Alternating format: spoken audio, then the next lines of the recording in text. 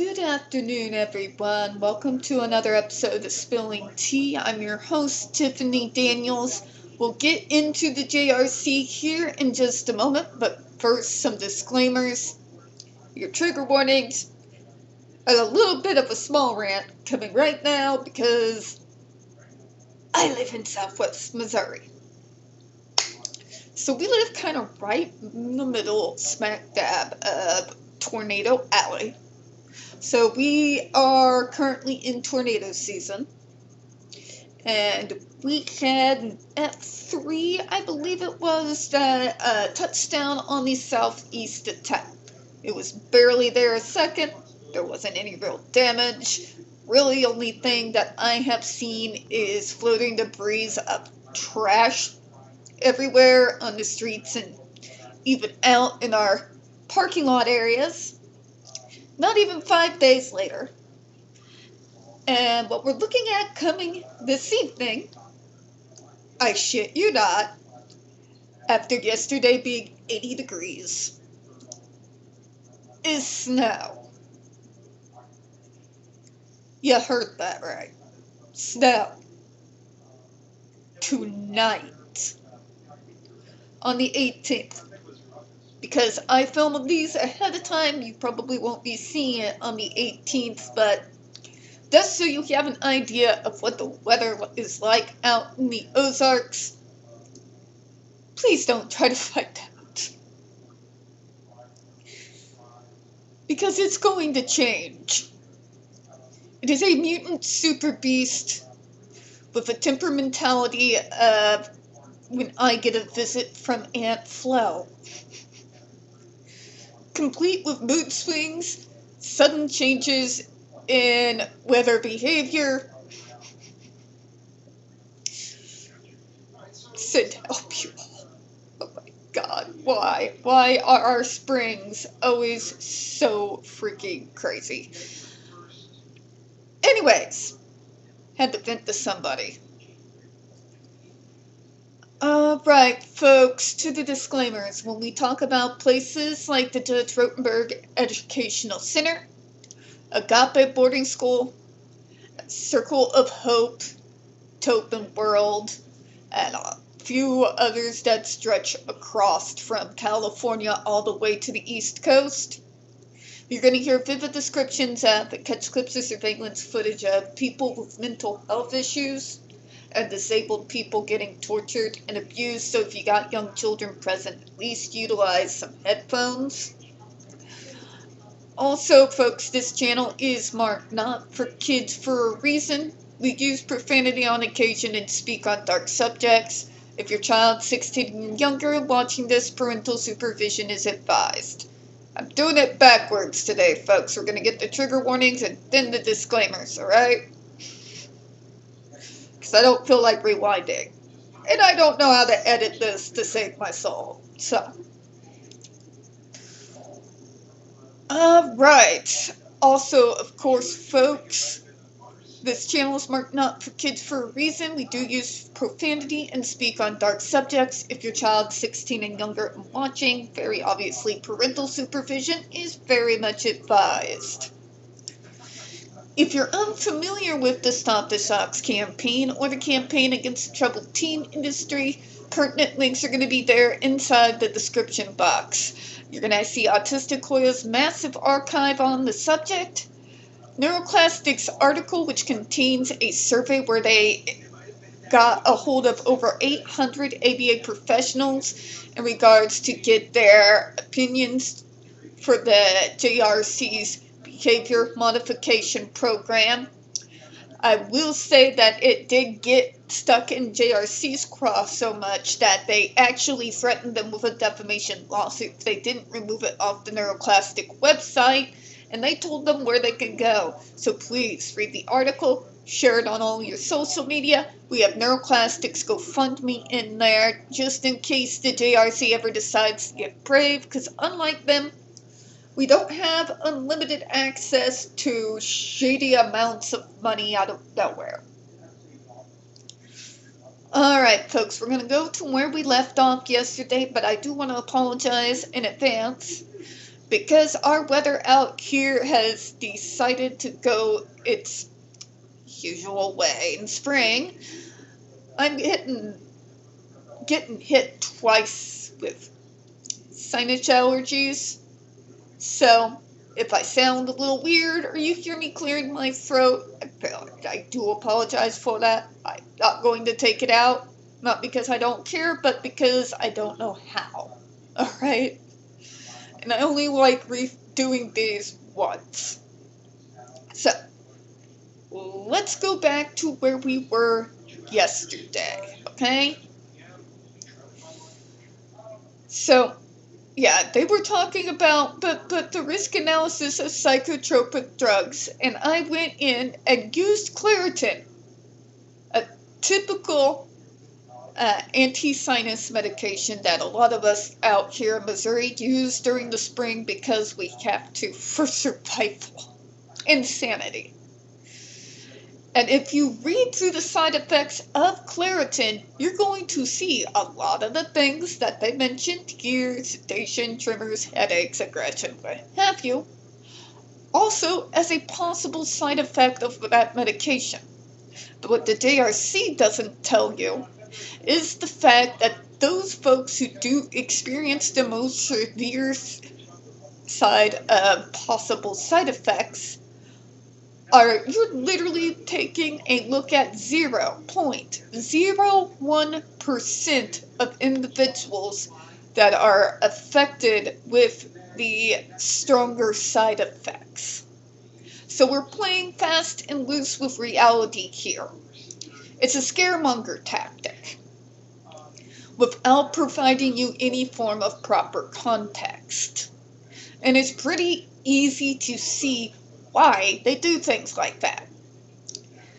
Because it monetarily benefits them. They've been cashing in for years, literal years, on this slow-moving but sadly getting rapidly bigger pseudoscience nut jobs that use fear-mongering so that you will continue to buy their so-called alternative services and items. For the JRC, that would mean instead of your kids having a 0.01% chance of having a severe side effect reaction from a prescribed drug from a doctor, you can then instead set your kid up with a so-called supplemental device that is literally, Dr. Matthew Israel's own words, designed to hurt people with far higher chances of second and third degree burns. You can't compare the two at all, because those medications are not prescribed to cause the person that utilizes them physical pain. Sometimes it might be a side effect. It's usually more on the minimal side and can either be A, tolerated, or B, circumvented, like what I do with my Paxil medication. The GED device, unlike said medication, is literally actually designed to hurt physically the people who wear it. Medicines may include a possible side effect of pain. The GED device is 100% guaranteed pain. If the folks at the JRC don't see the difference here, then I don't think they should be within 50 feet of any living being. Maybe we need to find them someplace out in Siberia where there's not a single soul around but themselves to torment.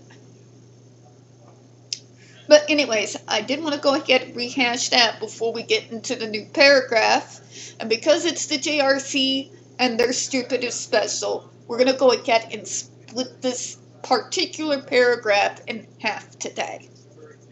So, the risks of returning these patients to treatment programs that do not include ESDs are real and documented.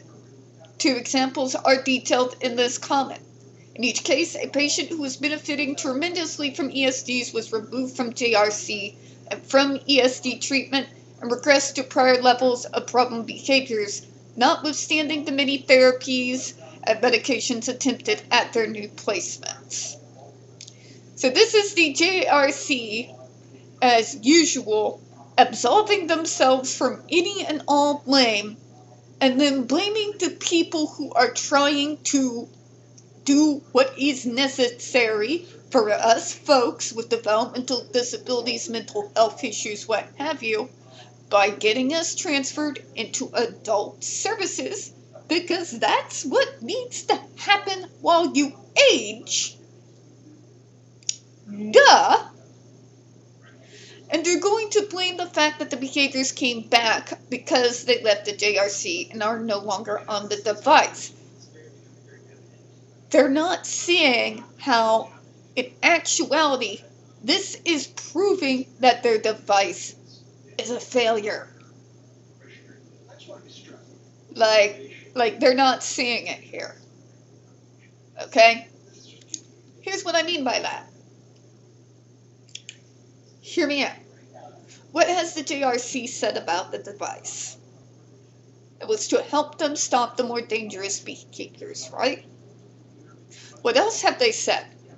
That once they get those behaviors down to near zero, then the objective comes to be fading them off the device. We have this in the documentation that they themselves have supplied. Don't make me tap the sign, JRC. So my question becomes this, JRC. At what point, when you can see that failure, do you ever actually admit fault? When does the JRC ever take responsibility for their own failings? Because let's review the facts here, JRC. Under your care, 6 students are dead. That is not hyperbole. That's not me trying to target and lambaste the JRC in regards to some non-existent agenda that they still haven't explained to this day. These are facts. Because of you, your negligence, your absolutely untrained, uneducated staff, your simple 2 weeks of training, if that.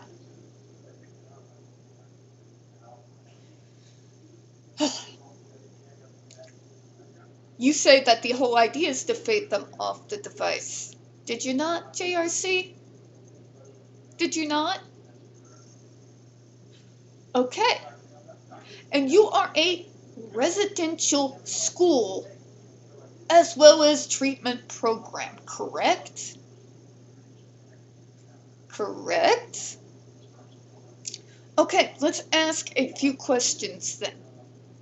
Why is it in the previous stories where you tried to tar and feather and victim blame your own former students, no less,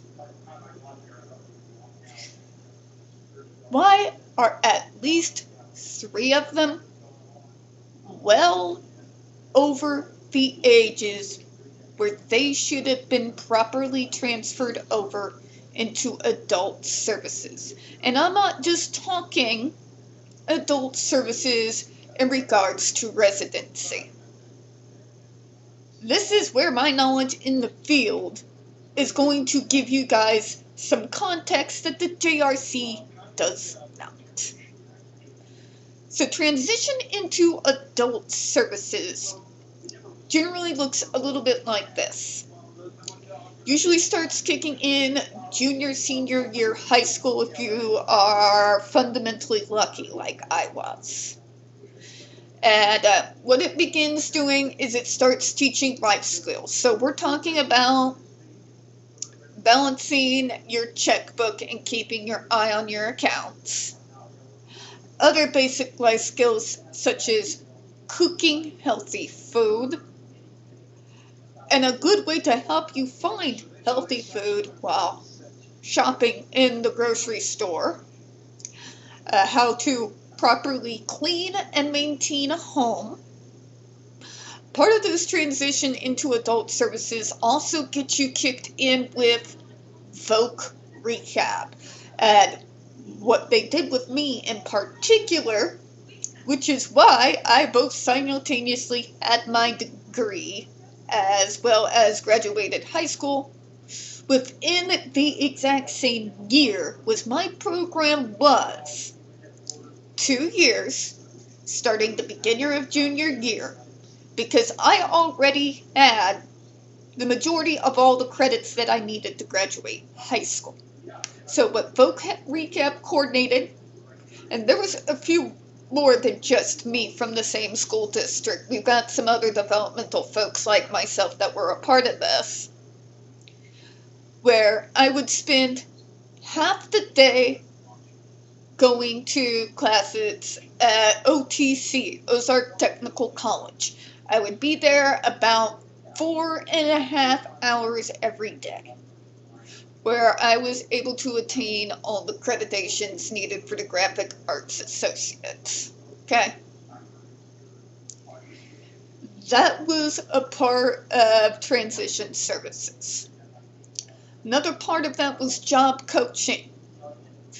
Granted, that came more a little bit right after graduation, and it was through ARC that I began the job coaching stuff, essentially helping me with interview skills and going over what my degree was.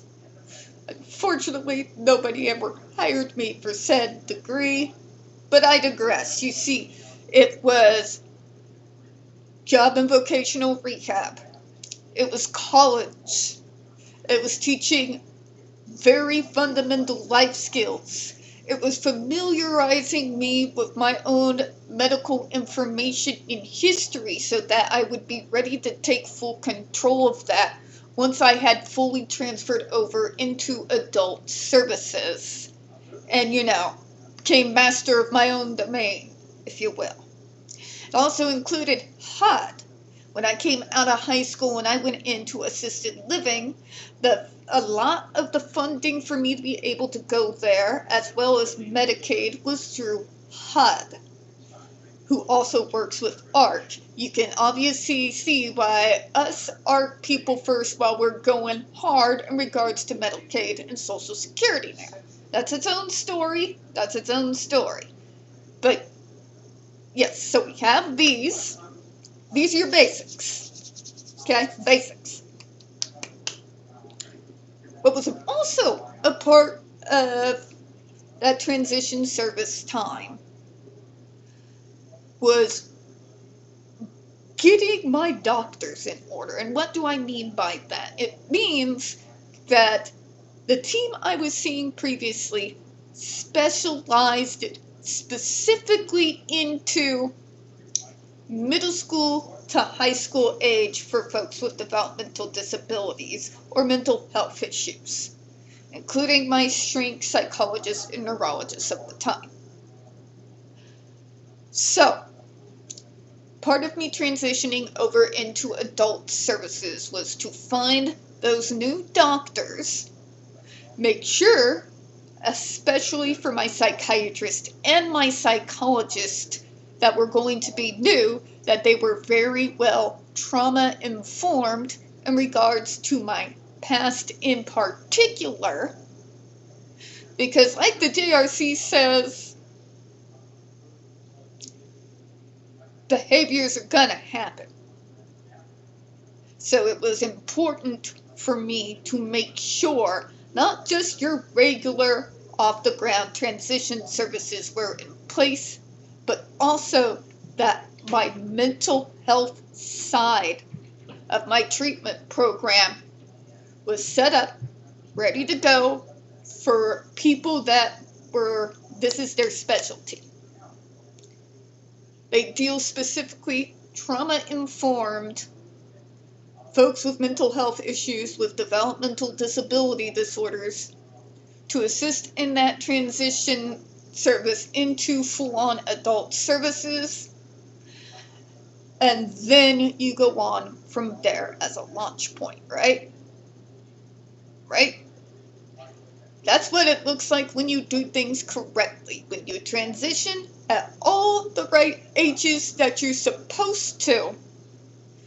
But also, in regards to those services, you make sure that during that time period when you're formulating the new team, that every part of that treatment program is a part of it, and the mental health side is not left out.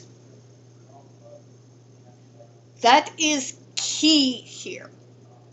It is fundamentally key when you're dealing with dual diagnosers, those of us with comorbid conditions, and with mental health issues. You can't just do your basic transition over into adult services while neglecting an entire side of it. The psychiatrist and psychologist were absolutely fundamental in helping me unpack and uncover what my triggers are, were, may possibly be in the future. This is information that me, they, and those that I feel appropriate who need to know. Let's face it, my mom is my bestie. I share everything with her, and I value her opinion in spite of being 40 years old, my own guardian, and in full control, because often she can lend a perspective in regards to my behaviors that I'm not seeing that need to be dug into. Okay? Yeah. What we're dealing with here is the JRC did literally none of that. Literally none of that. Their transition services are non-existent. Non-existent. There's no getting faded off the device. There is no bringing them in, people in to help them learn how to do things such as balance checkbooks, getting them deeply familiar with their own medical history so that when they leave, they'll be able to start the process of getting in control of their own medical information. There is now helping them through voc rehab with getting jobs and JRC before you start your shit. Before you start your shit. By reading your own stuff, I know for a fact when you take those folks out to have jobs out in public, you make sure their direct care staff is there 2 feet away with a remote control, and they're still forced to wear the device. That is not transition services. That is not allowing for any form of growth or progress. They are either so out of control that trying to push that on them during that time is absolutely stupid, or they're not out of control at all, or they're masking. Okay? Spare me. Please, God, spare me. So, 3 people way past the ages where they should have been transferred out to adult services and have proper individuals with intimate knowledge of the system and how it works and a good idea of all the things they need to pull together as they transfer over into the adult segment of their life. That is going to cover everything. single front. This is a service that I have done both paid and unpaid for almost 20 years. The transition areas service is literally my area of expertise, where I've spent the majority of my focus, my research, and have been consulted on the most. Okay? Very much my area here. So when I ask why this school has 3 people who should have aged out of their program, the youngest one at least a decade ago, still stuck on that device. And not just that, but the JRC and the Kool-Aid drinking parents who believe everything they tell them fought to get their kid back to a residential school when the youngest one is 31 years old.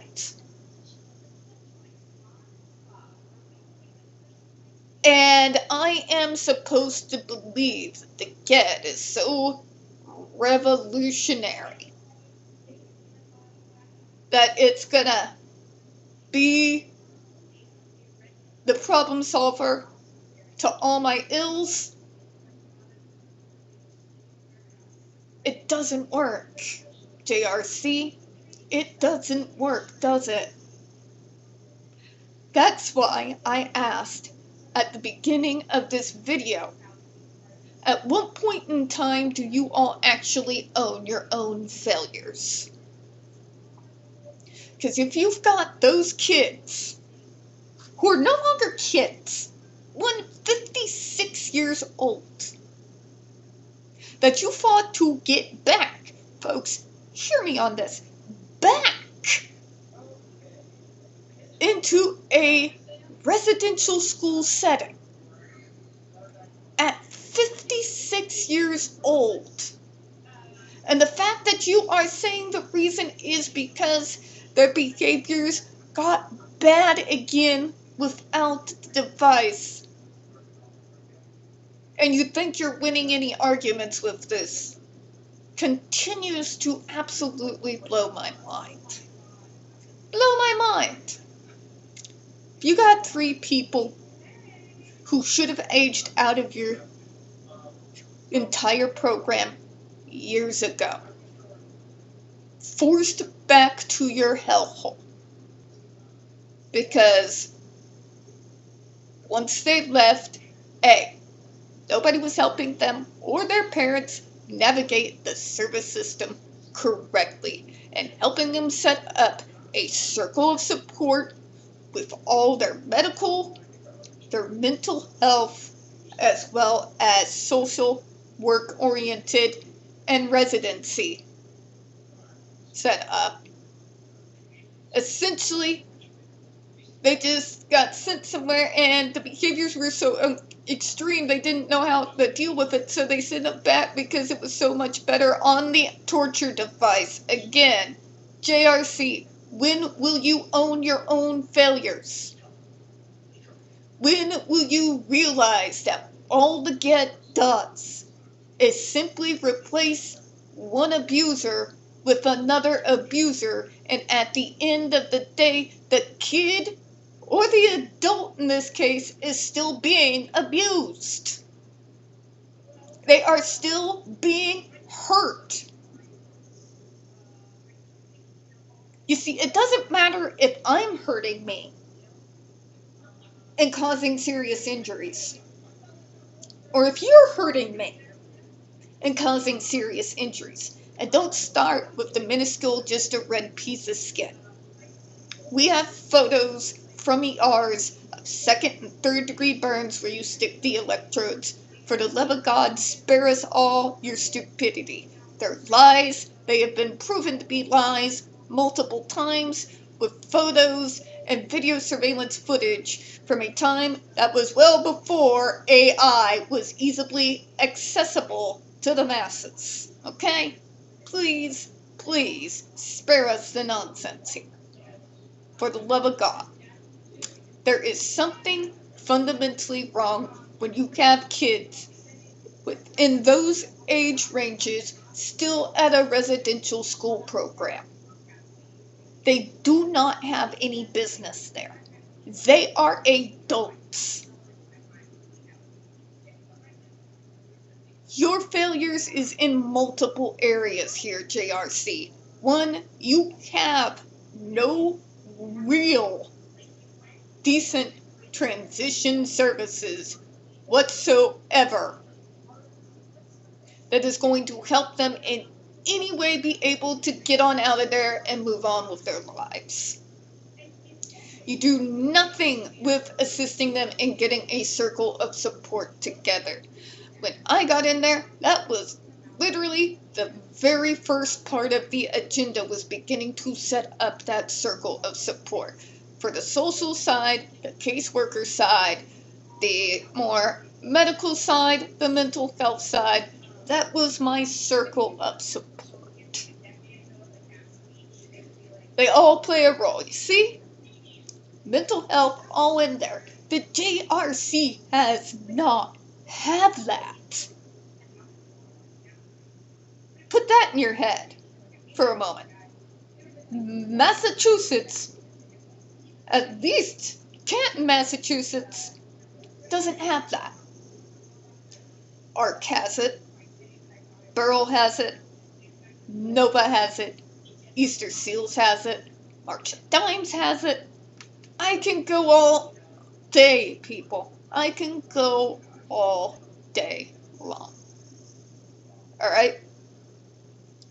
Don't even tempt me. I am a happy info dumping fool, and I will get in there and you'll never shut me up again. Okay? Here's the thing, JRC. If they left your school, and not only did the behaviors come back, but they got worse to the point where nobody could help them, and they did things they never did before, like attack staff, that is on you. Okay? That is on you. That is your failure. And it's your failure because you fail to realize that punishing the symptoms is not a solution that's going to work overall in the long run. Fear only is successful as a motivator for a very extremely limited amount of time.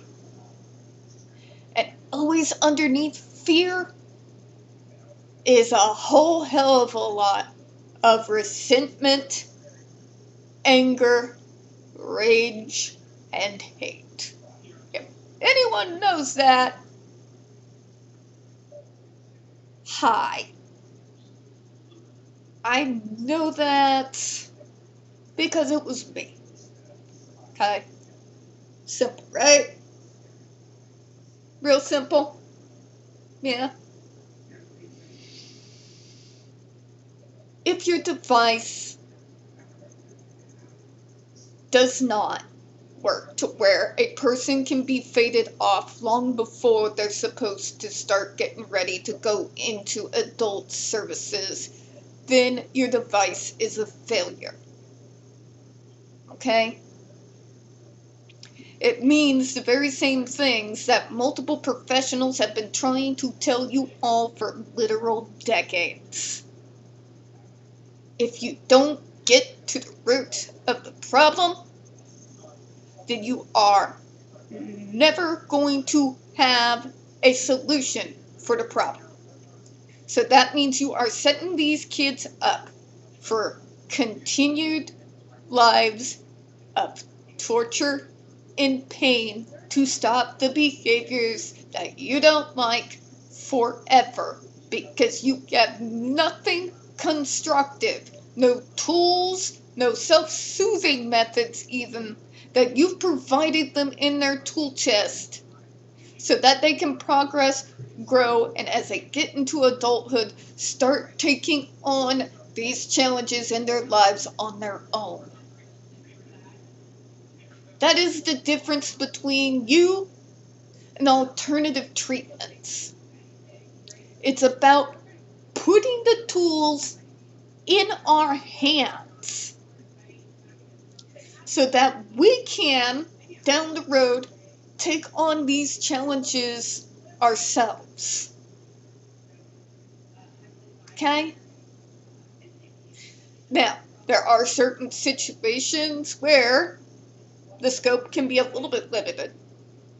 There are folks who need a little bit more support, so they do have the assisted living places, such as Sassafras, even our lovely neighbors over there at the Lancelot that I very often see at the bus stop. They are very, very cool people. But you get my point, right? If the behaviors come back every time you remove the device, then the device is not working. Okay? How else am I even supposed to put it there? And to defend that by going after medication while playing fast and loose with the truth and scaremongering using potential side effects